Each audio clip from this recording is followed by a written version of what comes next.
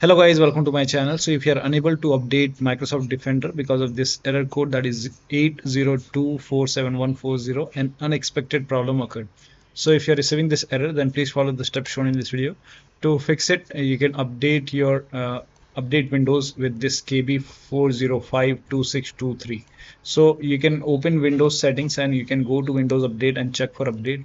If there is update this update KB4052623, you can install it from here and then check. If that does not work, you can search for this update uh,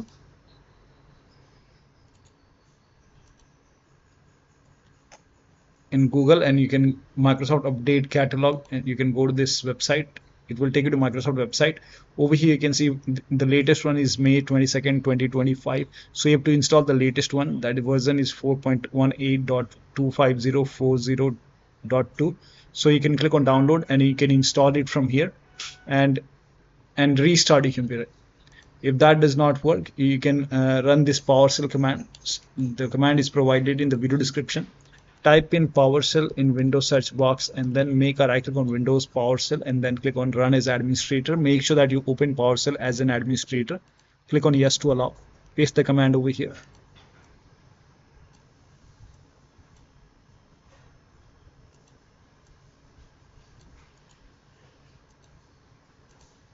Paste the command over here, hit the enter key. Here you can see signature update started, and here you can see signature update finished, no updates needed. So you can try this. If that does not work, you can even try this. You can copy this location, you can copy this command, go to desktop, make a right click on the desktop, select new, and then go to shortcut, and you can paste the path over here and then click on next over here, then click on finish, and then make a right click over here, click on run as administrator, click on yes to allow, and over here also it will update. So this is how you can fix this error. So that'll be all. Thank you so much for your time, and please like this video and subscribe to my channel.